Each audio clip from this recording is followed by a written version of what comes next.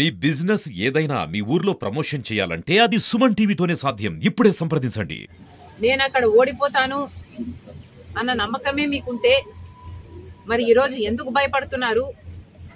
ఎందుకు వైఎస్ కుటుంబాన్ని అంతటినీ దించి కడపలో ప్రచారం చేయిస్తున్నారు? మీకు భయం లేకపోతే ఇంతమంది ప్రచారం చేయాల్సిన అవసరం ఏముంది?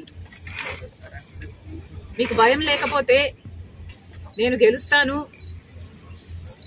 నేను బలం పుంజుకుంటాను అన్న భయం లేకపోతే రాజశేఖర రెడ్డి బిడ్డని చూడకుండా, మీ చెల్లెలని చూడకుండా నా గురించి, నా పేరు గురించి, నా పుట్టుక గురించి సోషల్ మీడియాలో అంతగా దూషించాల్సిన అవసరం ఏముంది?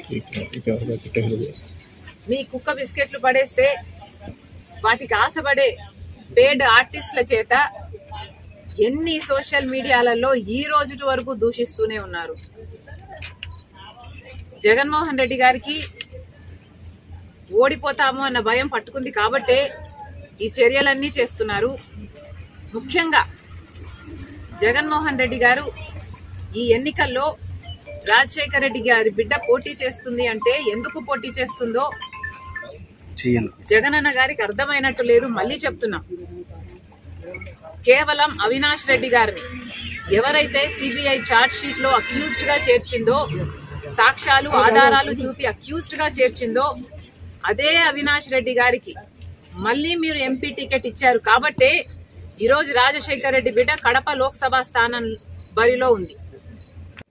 పెదనాన్న కొడుకులకిచ్చున్నా, చిన్నాన్నల కొడుకులకిచ్చున్నా రాజశేఖర రెడ్డి బిడ్డ ఈరోజు బరిలో ఉండేది కాదు.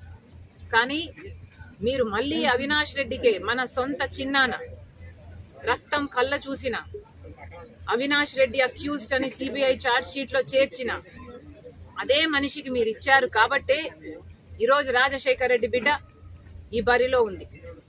మళ్ళీ చెప్తున్నాం, జగన్మోహన్ రెడ్డి గారు రాజశేఖర రెడ్డి గారి కుటుంబానికి, రాజశేఖర రెడ్డి గారి అభిమానులకి, కడప జిల్లా ప్రజలకి సమాధానం చెప్పాల్సిన అంశాలు ఎన్నో ఉన్నాయి.